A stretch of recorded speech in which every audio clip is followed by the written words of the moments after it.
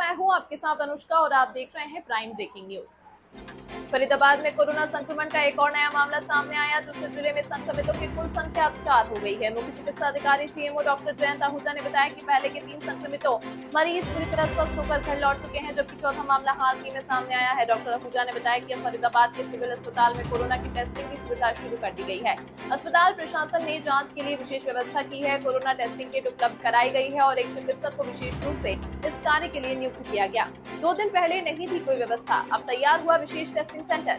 2 दिन पहले स्थानीय मीडिया में यह खबर प्रकाशित हुई थी कि सिविल अस्पताल में कोरोना टेस्टिंग की कोई व्यवस्था नहीं है। इस खबर के बाद स्वास्थ्य विभाग हरकत में आया और तुरंत एक विशेष टेस्टिंग सेंटर की स्थापना की गई। सीएमओ की अपील, सावधानी बरतें, मास्क पहने, सोशल डिस्टेंसिंग का पालन करें। मुख्य चिकित्सा अधिकारी डॉक्टर जयंत आहूजा ने लोगों से अपील की है कि वे सावधानी बरतें, अनावश्यक रूप से भीड़-भाड़ वाली जगहों पर न जाएं और मास्क का प्रयोग अवश्य करें।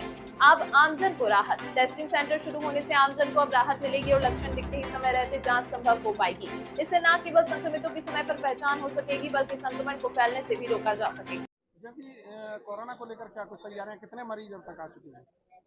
देखिए, अभी तक 4 मरीजों की रिपोर्टिंग है। 4 मरीजों में से 3 मरीज पहले से ठीक हो चुके हैं और कोरोना की टेस्टिंग के लिए हमारे पास पूर्ण सुविधाएं हैं।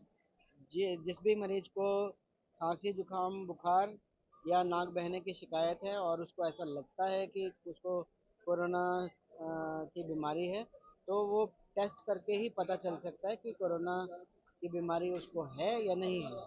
सर, टेस्टिंग सेंटर कहाँ बनाया गया है और क्या किट टेस्टिंग अवेलेबल सेंटर है? बीके हॉस्पिटल की प्रेमिसेस में मलेरिया विभाग में बनाया गया है।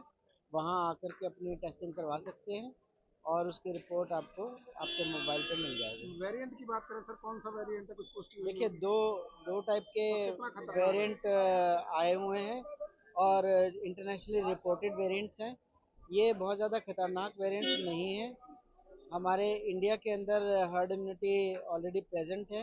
हर्ड इम्यूनिटी जब हम बात करते हैं तो इसका मतलब कि जो पॉपुलेशन जिन्होंने वैक्सीनेशन ऑलरेडी लगाया हुआ है उनकी संख्या, उनकी तादाद काफ़ी हद तक है, जिसके कारण वैक्सीन क्योंकि प्रिवेंटेबल डिजीज़ है तो वो पहले से अपने शरीर में गतिरोधक क्षमता उनके डेवलप है कोरोना से फाइट करने के लिए। सर, एक आखिरी सवाल है, क्या अपील आपकी आमजन से? आमजन से मैं अपील केवल इतनी ही करूंगा कि यदि आपको कभी कोरोना के लक्षण हैं, नाक बह रहा है, जुकाम हो रहा है, खांसी और बुखार भी है, तो आप अपना टेस्टिंग ज़रूर करवाएं और पता करें कि आपको कोरोना है या नहीं है, या फिर आपको आम खांसी जुकाम है।